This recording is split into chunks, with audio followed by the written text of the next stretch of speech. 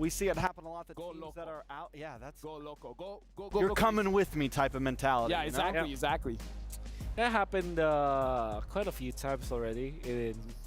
I believe it was also it was TOB. Oh that yeah, did he it. has. Yeah, Yeah, you remember that, right? TOB. Yeah, I do. I remember that. That was I don't- Homeboys, right? I don't like talking about M5. Why not? Why not? Same reason I don't want to. Never mind. Let's take a look at this draft, guys. Well, either way, the draft is here now. RQ Kira is going to be first pick. NIP Flash, second pick. It looks like the same suspects, the usual suspects. The Angela and Lane getting banned out by RQ Kira, NIP Flash, banning out a chip as well as the Lu Yi. Looking at Gusta using the Roger. The Roger definitely does look strong, but they got to watch out for Diablo. Whatever Diablo picks up, even if you have an S-tier marksman, S-tier gold laner, you can't feel safe.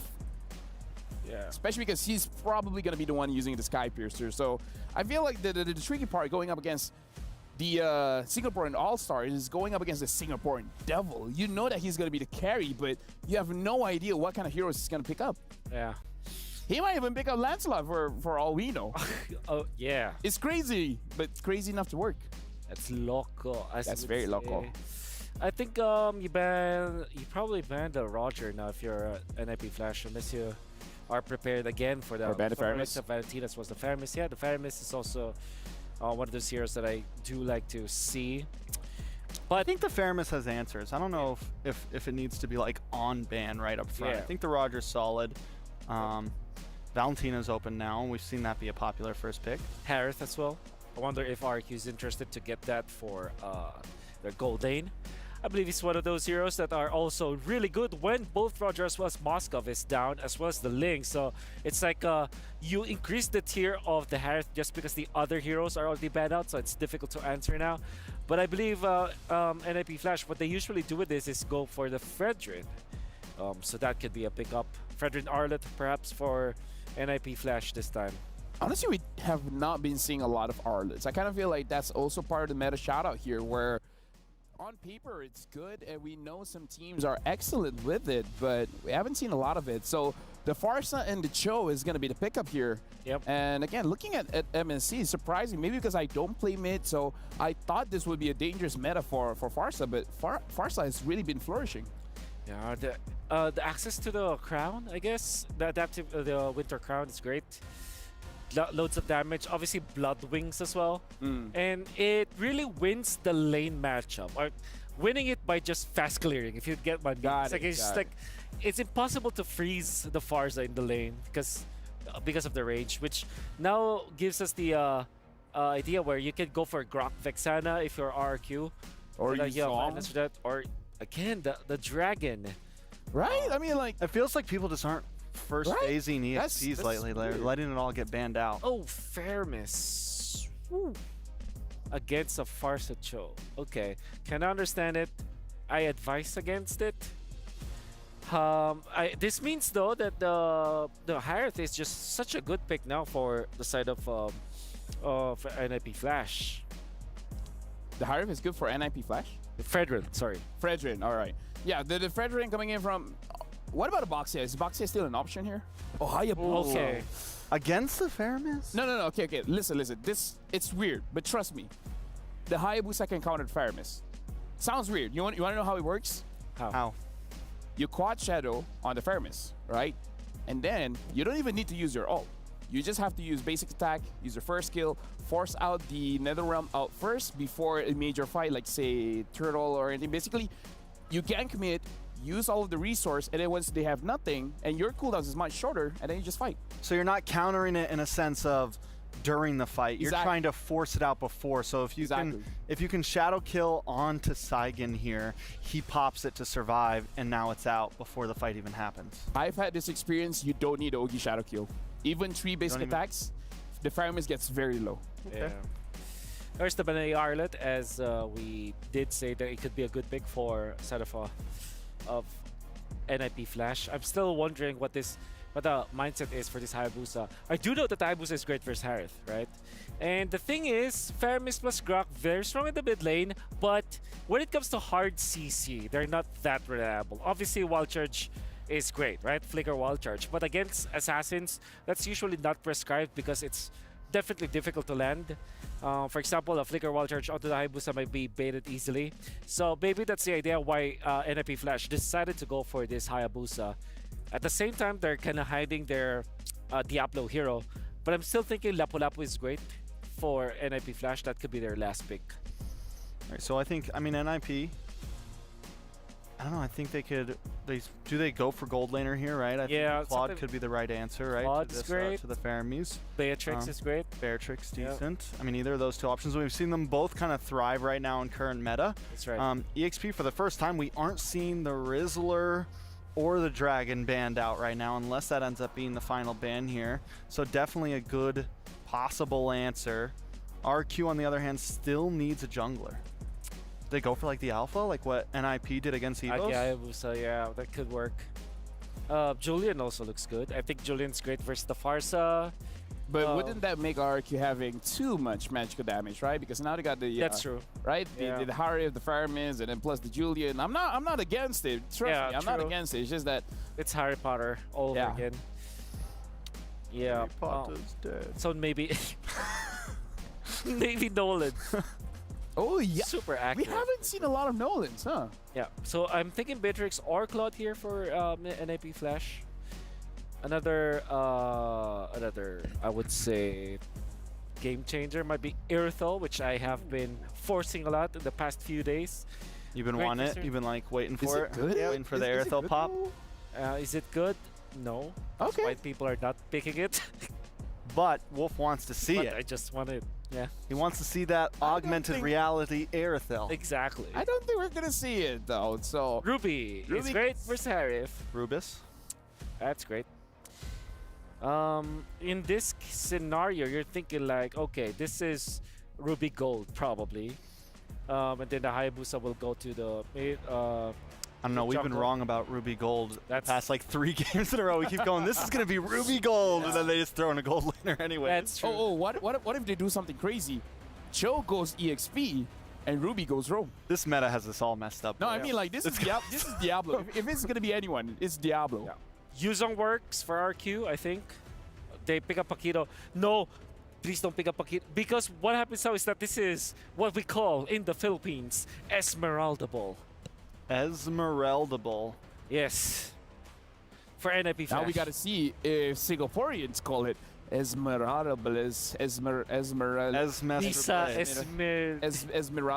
Esmeralable. Lisa Esmeralda. No, it's not. Gary. Yeah, it's not. So it's not gold. It's carryable. Carryable. It's carryable. It's definitely carryable. Right now, looking at the drafts here, I would say we had a lot of crazy ideas, but so far it goes to the more standard kind of route. Yeah, I know. Like we really overthink it. We really overthink it now. Casters, I hope you guys don't overthink it because we're going to pass it over to you guys. Good luck for this one. Thankfully so, we did not. Thankfully so. Despite all of the twists and turns in the draft, Npfl and RQ Akira end up with a reliable draft.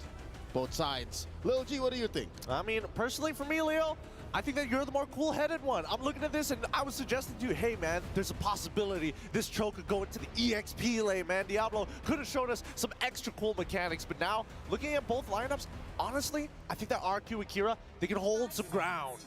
Especially since they have a good front line and a solid amount of burst of both varieties, physical and magical. Let's get into game number 2 again. Despite what this means for the Brazilian squad, their draft tells me they're still here to play. They're still here to put it all out against Npfl. So let's expect a great match from both of these teams. World-class MLBB on display for Game 2 in the 3rd series of today's broadcast. Check it out. Look how deep Luis wants to go. Yeah, I mean, he knows. He's just time. I mean, JPL's trying to time out the power of nature, but here comes Cortese on the Wings by Wings, getting a really good trade onto Sagan, trying to target him down. great target priority from the side of Npfl, but honestly, when I look at their composition, I'm thinking about the instigators, right? JPL and as well as Hades. Once they hit level 4, I'm expecting Sparks to fly, to try and get RQ Akira. Like Lefel mentioned, use the Nether Realm as early as possible. Yep, force it out of time. Put them in a position where they don't have a reliable source of a re-engage, more health bars to work with. Looking at the opening items here, interesting how Saigon actually invested in the tough boots first. So he knows he's gonna get kicked, he knows he's gonna get rocked, get hooked, and I guess that spells out the fact that maybe RQ Akira might go defensive. I feel like Npfl are the ones who might have to play defensive in the earlier stages of the game, right? Well, that's under the assumption that RQ Akira has the resources to kind of push the limits. But for now, with 16 seconds left on the clock, we're expecting the mid laners to get involved in the EXP side. And yeah, you can see Sagan, he's rushing to catch up. Oh, where is he? All right, cool. He was sent home. That's a technical knockout, but again, no harm, no foul. No one went down just yet. And Kurt Easy making it first, and he is going to see all of this first wave. Saigon too, so yeah, that's just about, what, one small minion that Kurt Easy's up ahead. They're trying to get level 4 as soon as possible, but it looks like RQ hit it first. And PFL in position. Hades steals it away. The second time he's done it in the series alone. But JPL finds the kick of lifetime on towards the correct target. Louise, without the power of nature as well. They don't even get the opportunity to get the return on their investment. Didn't even go for the flicker. I think a part of Louise knew that he was going to get hit. There's a lot of ults. Maybe hope for a few more battle spells, but he did force JPL to get the kick in. Now Gusta Lagusa solo killed underneath tier 1. The shadow kill committed there by Hades. Great punish by Npfl, right? After finding these plays, and especially when you have that man advantage, you're just looking around to see if you catch anybody slacking, and unfortunately, that was in the gold section. And Diablo, from what we were expecting him to play with the Benedettas, the Paquitos in the previous times, now he's on Ruby. It's for Takashi, I guess he was hoping for a little bit more. Yeah, but of everything that Npfl brought to game number 2, that might be the question mark. For me personally, I'm like, whoa, why? Why the Ruby? Now, Curtizi popping the Build-Out Strike, forcing out King and Saigon to respond. Man, this is tough. Outranged RQ Akira, JPL! Yep, it looks like he just got caught out of position. Way of the dragon onto Gusta. Lagusta really doesn't matter. Still falls down at the end. Looks like Louise finds the trade and the revenge for earlier. All right, that doesn't really close the gap just yet, but it allows for RQ Akira to get more farm around. If you'll remember, about a minute back, King can't even cross the river. Now Takashi in trouble, 2v1. Oh, this is not good. Hades, he can easily pick this kill up. They're trying to isolate that way, but on the top side, Gusta ends up dying again. He ends up getting stunned. Without any purifies, he won't be able to make it. King looking to try and find a trade anywhere. JPL will get a... Oh no, the kick doesn't come through. He gets hit by the energy eruption just before he can pop it off. Imagine, even if King is one of the chunkier members of RQ Akira, if you get kicked in that tier 1, especially with how long the fight has gone, yo, best believe King will be dead. Absolutely. This is going to be a fast turtle for Npfl. Still riding off the momentum off of JPL's initial kick. But man, we haven't seen any of these tier 1s collapse just yet, or at least melt away. Oh, hold on. Hades is dead. He just goes down. Great wild charge from Louise, catches him in the middle of the animation. Yep, the turret actually tracked him with that one last basic attack from the major objective in mid. Now JPL trying to get out of dodge here, going through that Guardian's barrier, checking out the items. That's tough, man. It's just Saigon actually who's able to breathe for RQ Akira. And of course, Louise by a small margin, but you don't want your roamer to be up ahead. Like, that's the last role you want actually doing well. Oh, considerably annoying, but what can you really do about it, right? You'll take any of these kills and you'll take as much gold as you can. It's always greatly appreciated. But still, when you're up against a carry, no matter how scaled up you are as a tank, you will eventually die. All right, I was just looking at JPL, and we were talking about how only fast comes up really quickly. Dude, all it took was a little shuffle for him to get it back. Look, I mean, the changes on the fast rate. Wild charge comes through, JPL should be able to make it up. He's got it back again. He's got it back again! I'm telling you, I did the math on this, right? And especially with those one-trick ponies on Cho EXP, he can get 2 rotation. He can get 2 triggers of his passive now. It's so easy to hit. I want to see his mid-game items because I'm just imagining Thunderbelt. on a Cho. Right? Imagine that. You're stacking only fast, you're stacking those enhanced basics, and you're getting permanent hybrid defense. Here we go. Item check on him. Corrosion sight so far. On to Vanix in mid. Tekash dueling with Hades. He's fine, he can afford to do that. Starlium Scythe onto Gusta Lagusta. So he's hungry, but he's eating okay, you know what I mean? Yeah, it's not like he's dominating this lane as well, and let's not forget he's... Whoa, hold on. JPL in some trouble, gets pulled back by Shadow Stampede, forced to flicker away as Gusta Lagusta ends up getting chunked by Curtizi. Nobody ends up dying here, but yeah, let's pull it back, right, for a moment, because as Hades is going to be able to take this turtle down south, Vanix is actually 2 levels ahead on top of Gusta Lagusta. Yeah, again, gold might not be his biggest problem, it's actually EXP.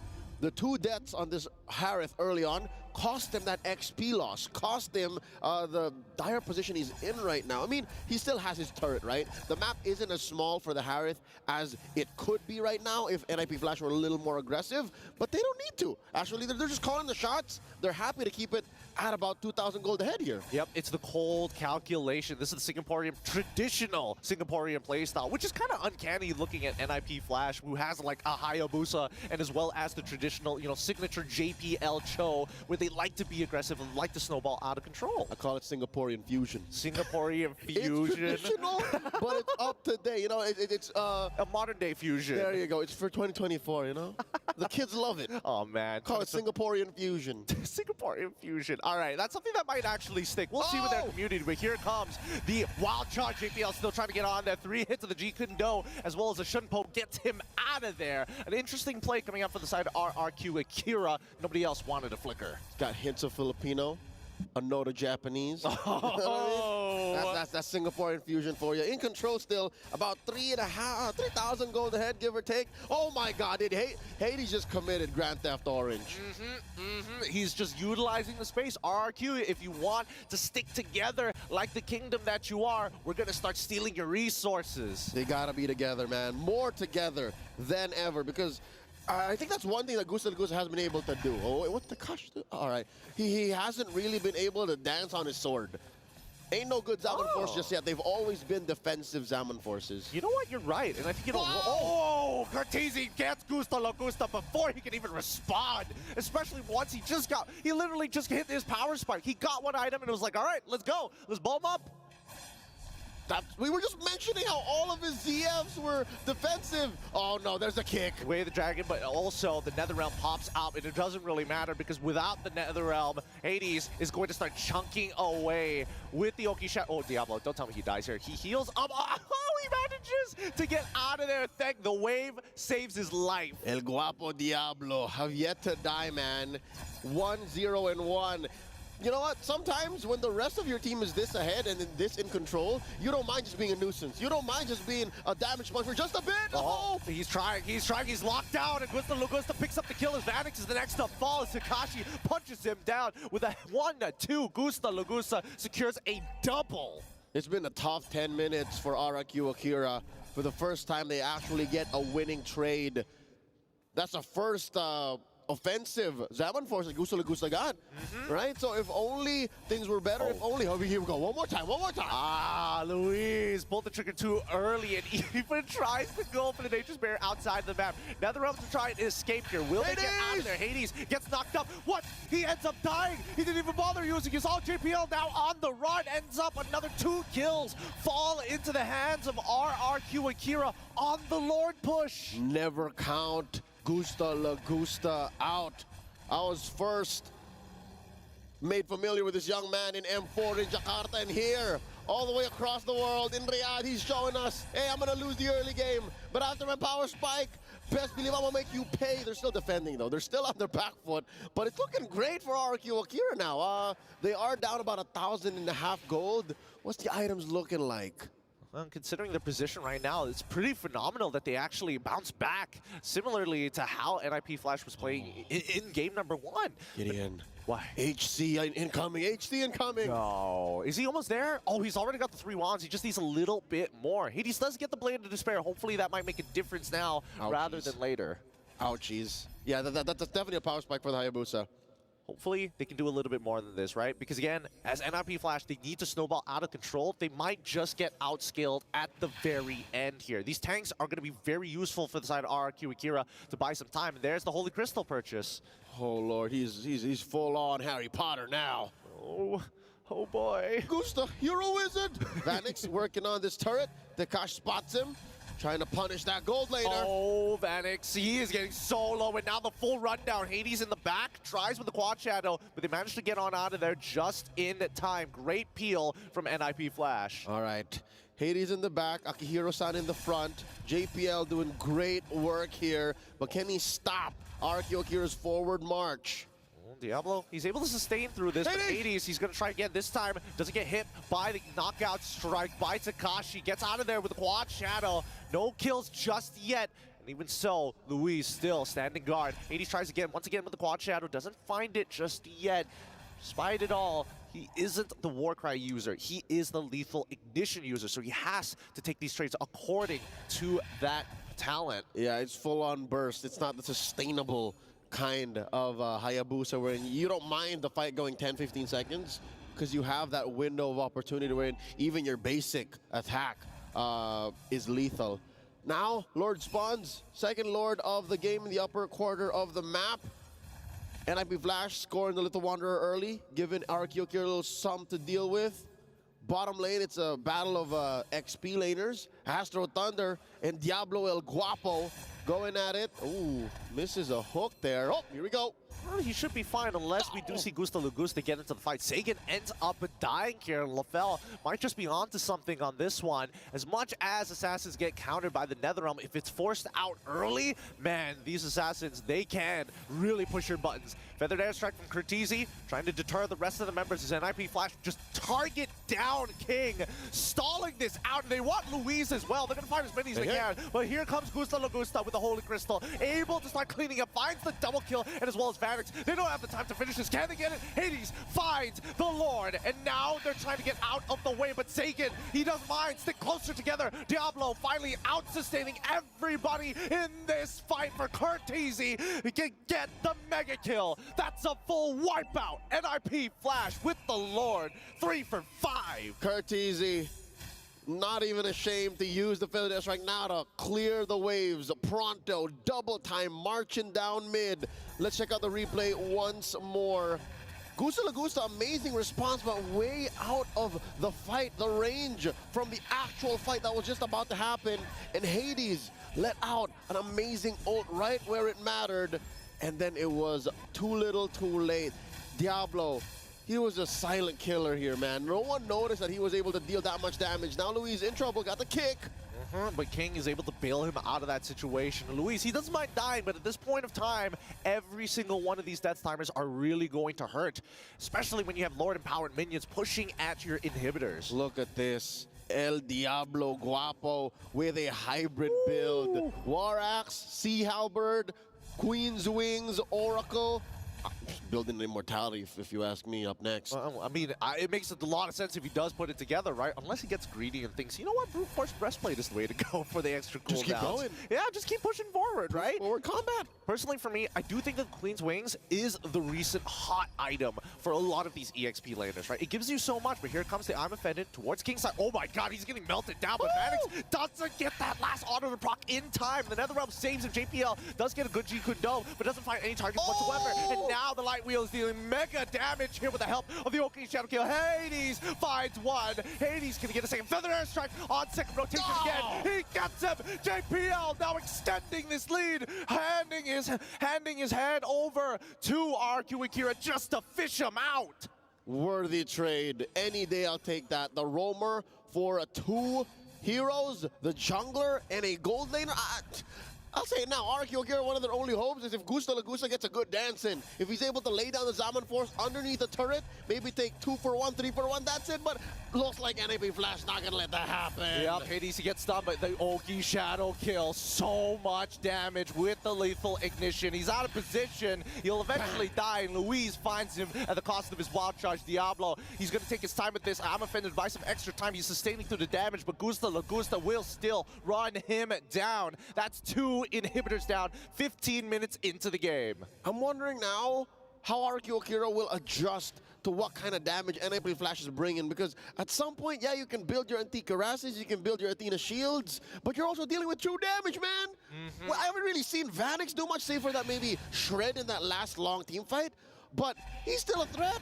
And who does RQ Akira send to fight that kind of threat, man? I think it's about position of where the fight happens, right? I think they need to catch them at a choke point. I think that's a big thing, because right now, NIP Flash, with a lot of space, they can hit them from multiple different angles, and RQ Akira have to decide. But here we go. Here comes the Lord JPL. Oh, wait, everybody gets knocked up, and Luis is the one who gets it because of the anti-CC. Oh, my goodness, he power of natures to secure the Lord while people are in the air. The Brazilian Heartbreaker strikes again. Could have sworn NIP Flash orchestrated a perfect steal, but then again, RQ Akira, I don't know if they thought that through or if they saw that coming, but hey, they got away with it. So Dude. at least they walk away with an extra life. They walk away with the extra. Oh my God, he purchases the Brute Force breastplate. He's only moving forward, Diablo. But man, let's bring back to that. I mean, 4 people, 3 from the side of RQ Akira, plus JPL Like gets knocked up. I don't think it was intentional. It's like a trampoline. He just did what he felt was right in that moment. Oh goodness. Oh, maybe they have to change the indicators to be extra bright so that people don't get hit by it often. I'm okay with the way it is. Really? It's an art. It's an art dodging those Lord skills. Even though the Lord technically is blocking it, I mean, this should be a clean defense for the side of NIP Flash, because Diablo and Hades have been pushing mid and bot at the same time. Wait, hold on. They're not. Wait, this where's is the rest of the team? They're getting canceled. Cortese is purposely canceling all on time. Here they go, Takashi. It's all up to you with the help of King. They almost make the backdoor happen, but the defense is strong, and RQ Akira now chasing down these backdoor fiends. Here we go. That's the last shadow he's got. Can they catch him? The burn wasn't outside and gets a kill. Nicely done. Nicely done. A good call by NIP Flash. They saw the angle, but the punishment that RQ Akira had, at least they responded in time. Oh, wow. You see here the veteran wiles of RQ Akira. They are not an Npfl, Brazil, and Latam all-time champion, if not for their late game awareness. Check this out, man. They might be able to at least take another inhibitor? No. Maybe threaten an end? No, they can't end for sure. Cortese has the feathered airstrike. He's just spawning. He's just dropped it down just to show them, hey, this is our landing strip. You better not walk any further than this. But at least now they're starting to take some really important smaller objectives, like the purple buff. From nigh endable to penetrating down mid.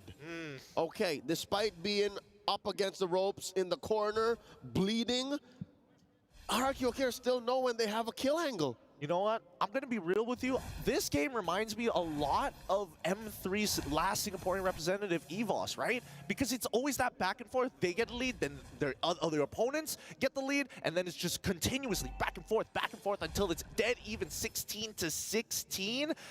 I'm getting a lot of flashbacks. Hey, EVOS ended M3 at 4th. So that kind of playstyle got him far. And JPL was part of that roster too. So it's all, man, history is repeating itself, is it not? It's the bleeding effect. It's the bleeding effect. Are you guys fans of Assassin's Creed? Now, here's the thing. For those of y'all who don't know, JPL's been playing since 2017. He's been around for a very long time. Previously, MPL, MY, and SG used to be one entity before we split up, and even then, JPL was still part of it since Season 1. JPL, you can call him a precursor. He was there since the even before this all started. JPL, oh no, speak of the devil. We were about to cast a curse him. I'll be real with you. We were talking about it a little too much, man. Yeah, we were teetering on the edge here. But now RQ Akira. Now I'm scared to talk about RQ Akira, especially in such a high-stakes match. Woo. Like, they need every point they can get here. In the midst of as close to a Lord Dance as we can get here in the current metagame, Lord at about half health, slightly edged over to RQ Akira. Got that soft reset. Yeah, I think this is pretty advantageous for the side of NIP Flash. They only have to worry about the mid lane, right? And I was wondering why RQ Akira didn't try and invade, but here we go. Diablo finds the offended onto Takashi's side, almost gets melted down. Vanix, wait, they're trying to go for the seal once again. They kick. Oh, King is outside of the pit. They're just holding it on. Hades, somebody, can they actually go do it? The Oki Shadow kill is already out. King is dead. They're playing for the kills. We don't need the Lord no longer. Quad Shadow out of there. The maneuvers just to keep him right on the edge. Sagan, he's still alive. Manages to get on out of there, but the Armor Fender from Diablo Gusta! is really costing them a lot. Gusta with a conceal as well. Dashes away, Gusta! drop down. The Summon Force, can he outplay it? Comes back up, the Winter Crown. Nah, Vanix puts him out of his misery, and that is going to be the GG push. Here comes the rest of Npfl to close it out. Their fate is sealed. A sweep by the Singaporean champions, putting on a showcase of Singaporean fusion, a playstyle made popular by their small